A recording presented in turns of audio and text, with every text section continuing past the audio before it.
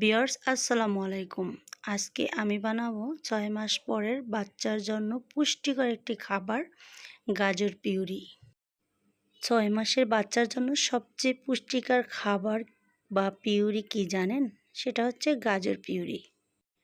গাজর খুবই পুষ্টিকর একটি খাবার। এতে ভিটামিন এ থাকে, যা বেবির চোখের জন্য খুবই উপকারী।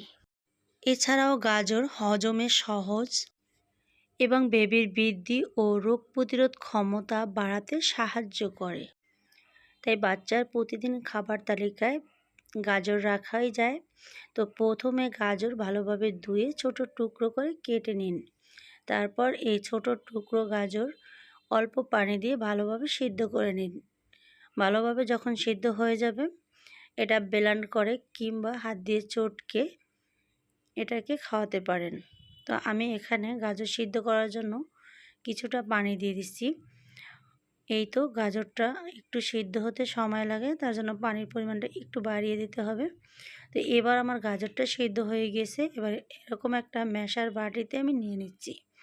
এভাবে একটু ম্যাশ করে নিলেই হবে। তবে আমার বাচ্চারে আমি কখনো ব্লেন্ড করে খাবার দেই না, কারণ ও এরকম ম্যাশ করা খাবারই খেতে বেশি পছন্দ করে। তার জন্য আমি ওকে এইভাবে দিই। তো আপনাদের বাচ্চা যেভাবে খেতে পছন্দ করে ওইভাবে করে দিবেন। আবার অনেক সময় বাচ্চারা কিন্তু হাতে নিয়ে খেতে পছন্দ করে, তো সিদ্ধ করে হাতে দিয়ে দেবেন, সেটাও কিন্তু অনেক বাচ্চা খেতে চায়। গাজরটা আমার ম্যাশ করা হয়ে গেছে। এবার এই ম্যাশ করা খাবারটা বাচ্চাকে খুব সহজেই খাওয়াতে পারবো, আর বাচ্চারা খুব সুন্দর মতো খেয়ে নেবে। তো যে কোনো খাবার প্রথমে 3 দিন দিবেন, আর প্রথমে 2 থেকে 3 চামচের বেশি না। তবে বাচ্চা যখন খাবার শিখবে তখন আস্তে আস্তে কিন্তু ওর খাবারের পরিমাণটা বাড়িয়ে দিবেন, তখন বেশি খাবে।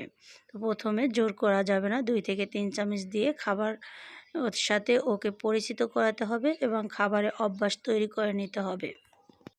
এরকম সুন্দর এবং মজার মজার বেবি ফুড পেতে চ্যানেলটি অবশ্যই সাবস্ক্রাইব করে রাখবে, আর ভিডিওটি ভালো লাগলে লাইক কমেন্ট শেয়ার করে দেবে। তো আজ এ পর্যন্ত, আল্লাহ হাফেজ।